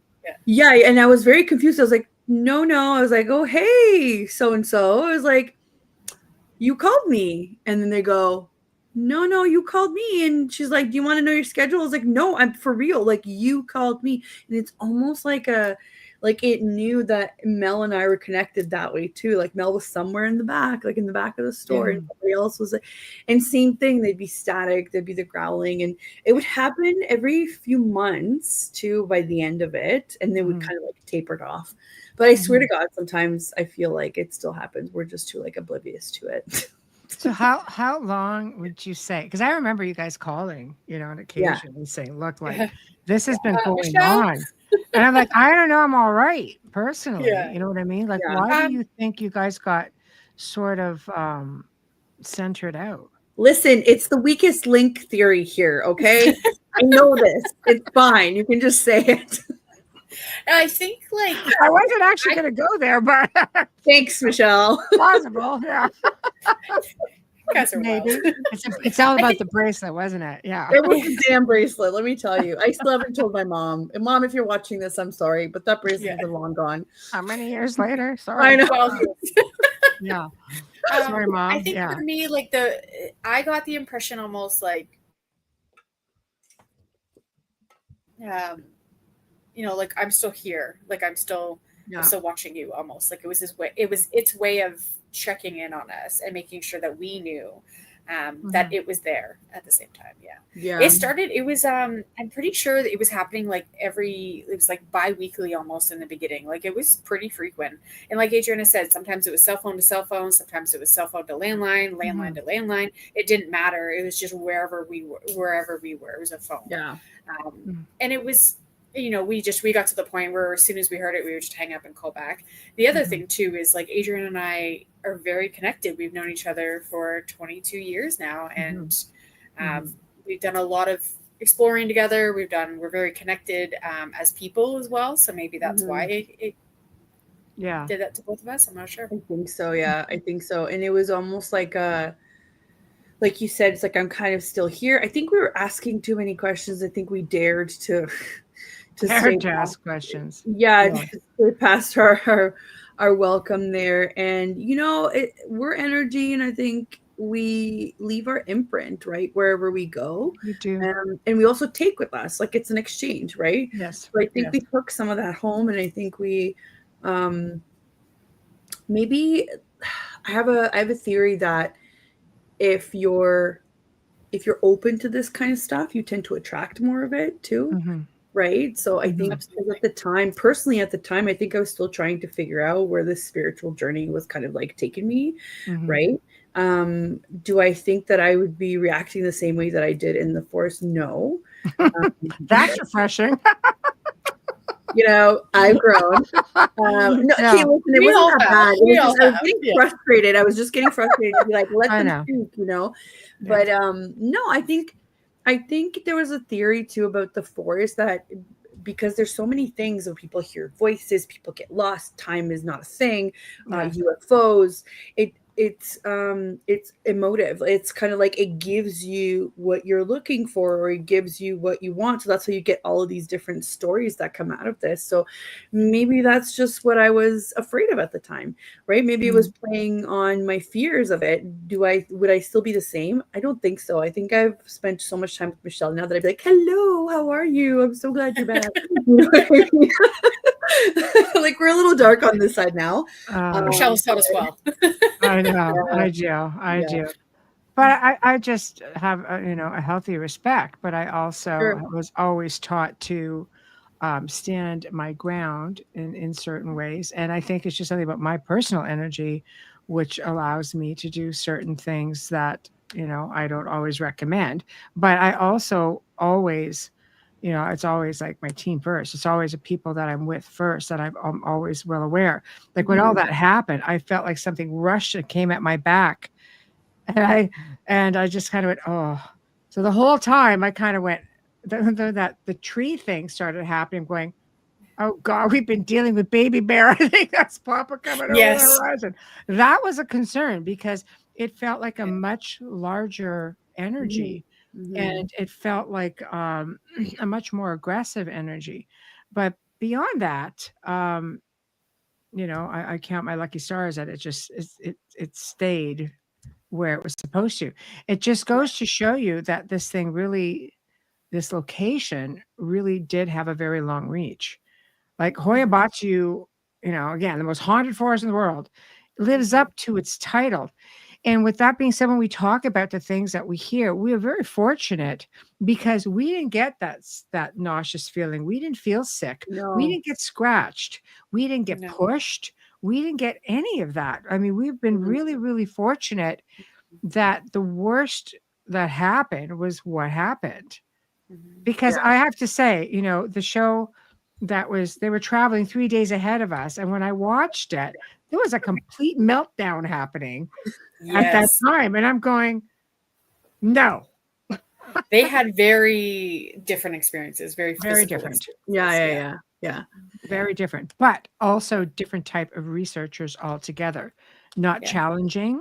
Right. Not challenging. And we didn't wear fear up here. Just, of course you're going to be unnerved. You are completely in an uncontrolled environment. And it doesn't leave the back of your mind that you are in a place that is dubbed one of the most haunted places in the world. And it's so dark and dense. When you get that term, darker than dark, it really is like that. It's beyond, it's hard to explain unless you actually experience it. Yeah.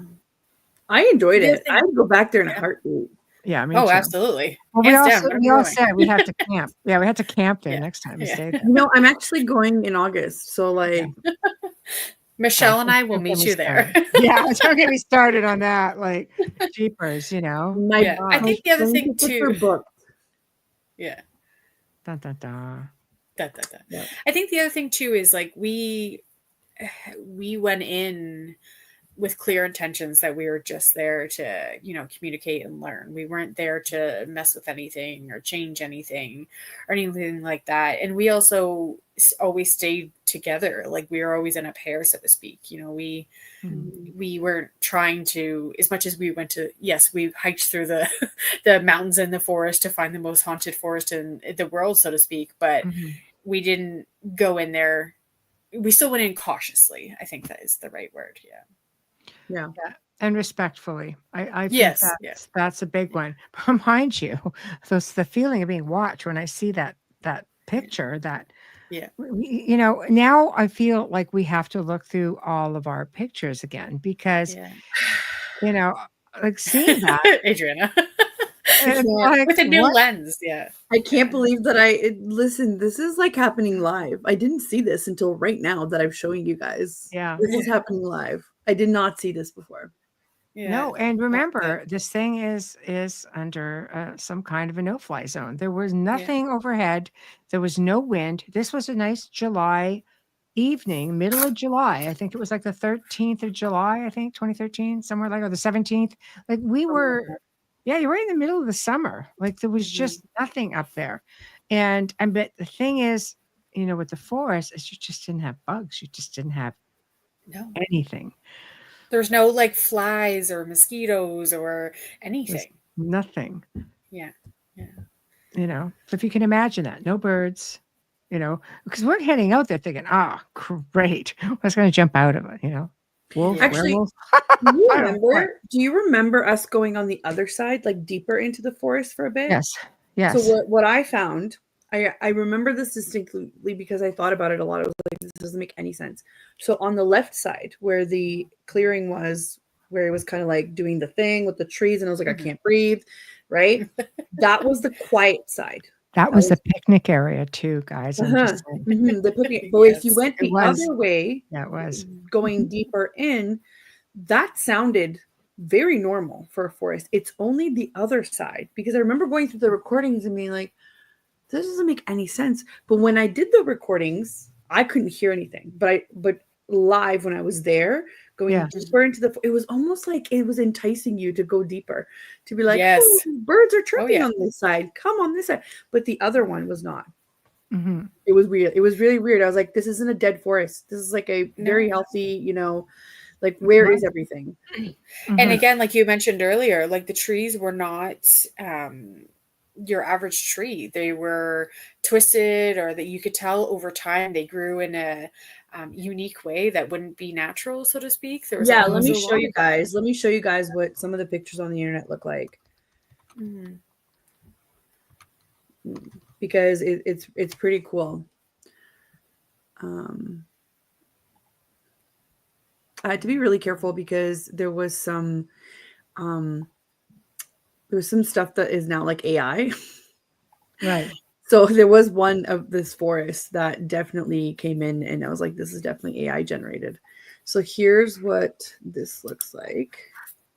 You can see some of the like, do you see the shape of it? Yeah. Like it's really, I don't think it's showing the city and whatnot, but yeah. Oh, look, just to give you an idea. There's another really famous UFO picture right here.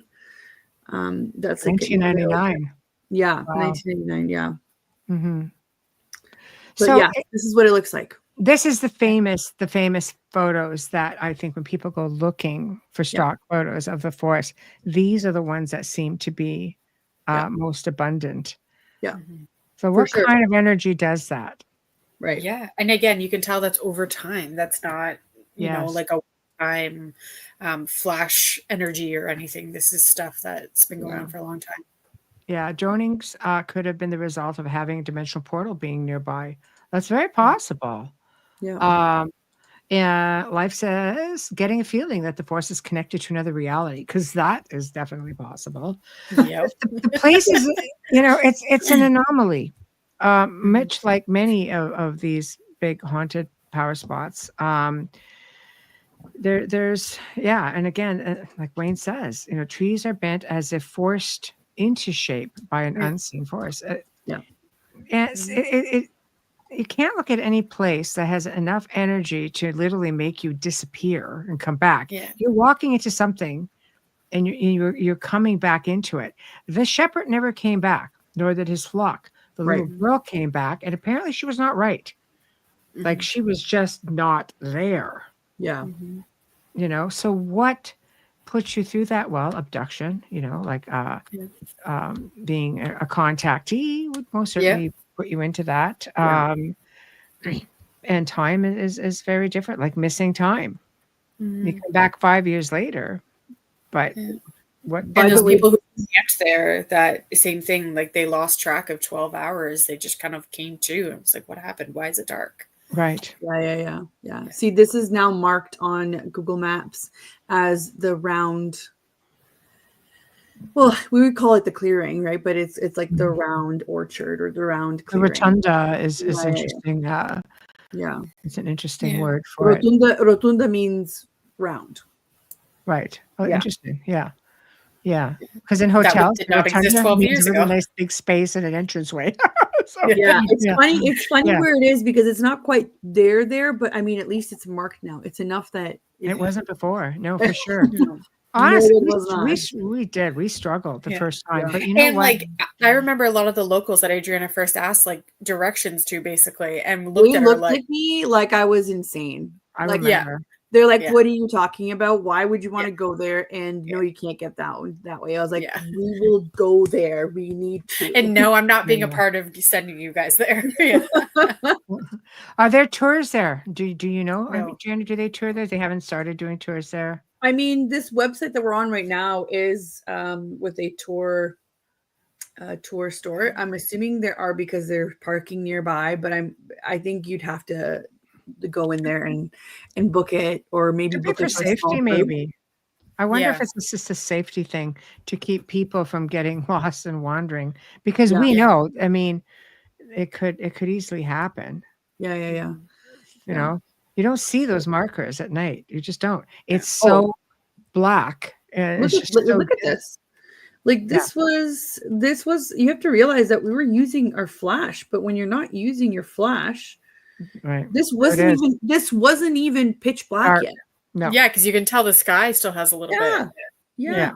There we go. See? Like it was picture the middle of this photo, because the rest is the flash. This is what you're seeing. Good luck. Yeah. And when you have floating eyes following you out, this is what you're seeing. Yeah.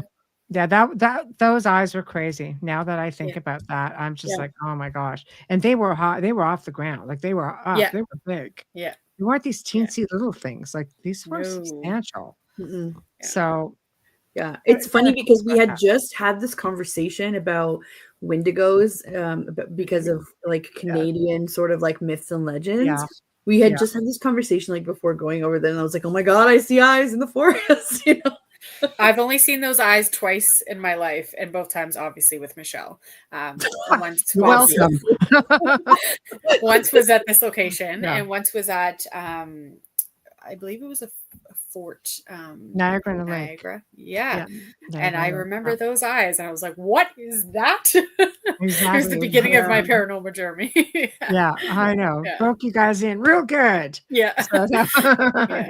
It's the only 2 times in all the things that I've done with Michelle, and I mean we've done a lot. The 3 of us, right?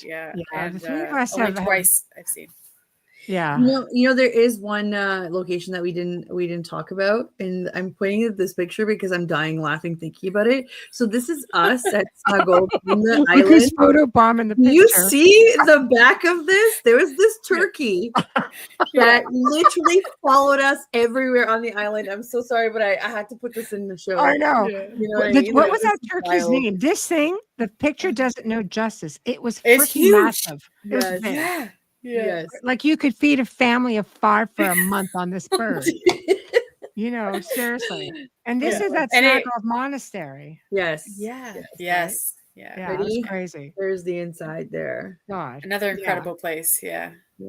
And that was another place with weird energy, because they'll tell you that Vlad Dracula is buried there. Of course, he's not. So there's no. Sorry, I don't want to ruin it for us. I know it's a tourist place.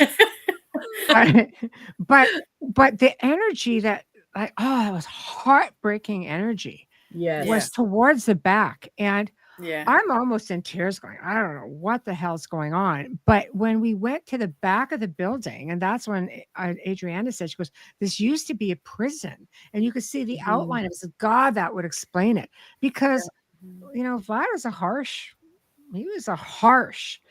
you know, shall we say, ruler. Ruler too, for sure. But he didn't mess around. He did not mess around. And boy, you did hard labor. It's a very difficult, it's different to describe the feeling of it. Yes. In there too, you had a really heavy feeling. I remember. This is at Târgoviște, the tower. Yes.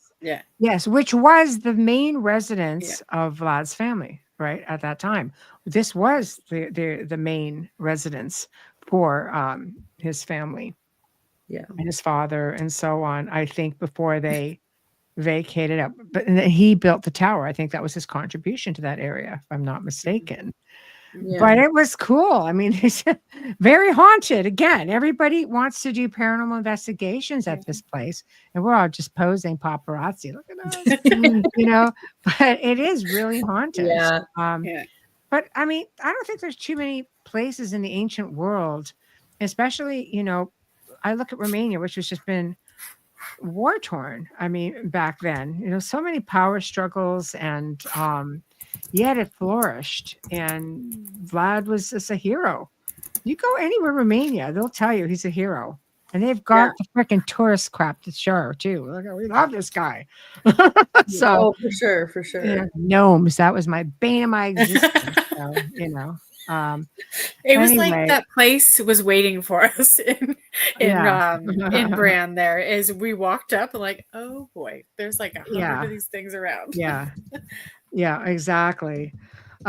So, but you know what? It's been an interesting show. Like I say, it's the first time that we've actually been together to be able to talk about it. And it was just I love talking about it. I love seeing the pictures again and just sharing through the memories. I look like the Terminator. I know, right? I look like that all the time, Kazan. You not seen me, Kazan. I'm always look like I'm aggravated. It's like, you guys, you have to be so lucky to see all of these like personal pictures. Like, you have to realize this was a very long time ago, but I'm so glad we did it all. Right? And I don't ever share pictures, so thank you, Adriana. And thank you, Adriana, for making sure. Pardon? I was going to say thank you, Adriana, for always making sure there were pictures taken. Michelle I know. and I were great at taking them. Adriana proves that we're here. It's funny because we went on this trip to Scotland, and my son, who's older, by the way, is not a kid, hated having his picture taken. And Adriana was always right there, assume the position, right? And he's just like, he'd just glare at me, and I said, I'm going to freaking prove you are on this trip with me. When she says assume the position, you assume the damn position. There was this one at Roslyn Chapel, right? Like we went to Roslyn freaking Chapel, guys. And I'm like, okay, assume position. We whip it around. It looks like we're in a cover band. Like it was such an awesome photo. And then you could see throughout our trip, it's like Edinburgh Castle, Roslyn Chapel. Where did we go? The Isle of Skye, like all these amazing places, and we're all in like formation. Always like, the really same good album, position. Because Adriana says assume the position. And after a while, my son just stood there with high alert, did what he was told. I said, there, aren't you happy you took the pictures? Because we could prove you were on this amazing trip. Yeah. So anyway, we all got trained on any trip very quickly with Adriana. When we assume the position, we do it. And if you notice, we're pretty much always close. But I always, would always call Adriana my travel guru. So if I say, she goes, okay, what do you want to see? I'm like, I don't know. I'd like to see this, see this, see this. And oh my God, we were on a strict guideline. You have exactly 12 hours in this location. Listen, when you give me 2 weeks of your time, I gotta make it, put it all in there. It's not my fault, No. Adriana brought a actual binder of printouts of everything, of hotel reservations. It was half size. It was professional. It was half size. Okay. She does not mess around. When you give her an itinerary, she's got it. And you know what? That's why we're able to see all these great places. Yeah. Now I take this and I use it in my business stuff. So there you go. It's true. So this is the way it goes. I go anywhere. I'm like, Adriana, make it happen. Leave your magic. You know those reels where it says, one of my friends jokes about going on a trip and just give me 1 hour and I have everything planned. That's me. That's her. Yeah, that's her. Like. Yeah, exactly. You could be dog dead exhausted, and she's just gonna. I don't care. I have you no said pity. You wanted to see this. Just get up. Okay.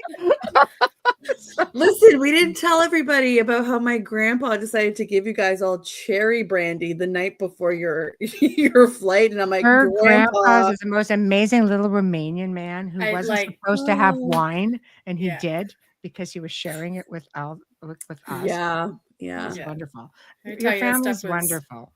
Yeah. Amazing. So okay, Grandpa, crack open the wine. Listen, he spoke not a lick of English. This was mostly like an exchange of like hand signal, a smile, and at the bar. We all knew what that meant. So happy when he signaled, like, "Do you want some more?" If we said yes, the smile on this man's face. And Grandma's going. Yeah. No, we're not supposed that meant that he could, enjoy our company longer. That's true. And he did. We all had a blast. But guys, with that being said, we are of course at the end of the show, and we just had so much fun. And we loved sharing all of this with you all, because we, like I said, it's the only time that we've ever done it together, and we've actually ever talked about it together. So you kind of got all of our perspectives, and it was a lot of fun. It was a lighthearted conversation, considering we're the most haunted place, one of the most haunted places on the planet. But that's how we do. Pretty much, we have a good time, and you just go in with a healthy respect, no matter where you go. And these places are really haunted, whatever the case may be. Have just a good, healthy respect for it, and be considerate. And believe me, it will give back. And we had spirits who basically led us as to, get out. We did. We listened, and we weren't going to disrespect them. But it did go on to show it had a very, very long reach that went on for a couple of years. So we're very, very fortunate that we had the experiences that we did, and we were able to share it all with you guys tonight. Now, Tuesday night, or Tuesday afternoon, I really have to get used to this. Beyond the Outer Realm, special edition show with Mark Ollie, discussing spiritual archaeology. Have you ever heard that term? Cool. Spiritual archaeology. Mark, of course, is an ordained minister. Mark is an archaeologist in the UK, and he's going to share some fun stuff with us. Wednesday night, put your seatbelts on. Preston Dennett is going to be joining us, and he's going to give us the inside scoop on, wait for it, Symmetry 2, part 2 of Dolly Saffron's incredible journey as a very aware ET experiencer. And Symmetry 1 was mind-blowing. I can't imagine how Symmetry 2 is going to go. I love Dolly. Isn't she? I always want to break out song. Anyway, hello, Dolly. I know, I always do it. She's like, I know. Anyway, Thursday night, we welcome back Daryl Walsh. And Daryl has been on before and has talked a lot about being a skeptic. Well, something happened and the tides turned. He's going to be discussing his journey from a skeptic to becoming a believer. Can't wait to see it, because knowing Daryl, I cannot wait to see what flipped that switch. So big thank you, of course, to our sponsors, Folgers Coffee. We appreciate you all so very much. Love you so much. And big thank you to Justin Snicker. Big thank you to Steve McGinnis. You have been listening to the Outer Realm Radio with myself, Michelle Desrochers, Melissa McLennan, and of course, Adriana Fierastrau. Did I say that right? Am I close? Did I butcher it? This is gonna get, for sure. Yeah, notice I just introduced as Melanati. Yeah, how it goes. And we have been, of course, you've been watching us on the United Public Radio Network, UFO Paranormal Radio Network, 105.3 from the Gulf Coast, 107.7 FM from New Orleans. And have yourselves a fantastic weekend. We'll see you Tuesday afternoon. And remember to catch the archive. It will not be on Facebook. That's right. They no longer stay there. So you have to come over to one of the YouTube channels, Rumble, the only place you're going to see it until it hits the network archives. Sorry, guys. I know. I owe Facebook nothing. And it does nothing back. So anyway, love you all. Have a great weekend and good night. Thank you so much, everyone. From the ladies and I. Yeah.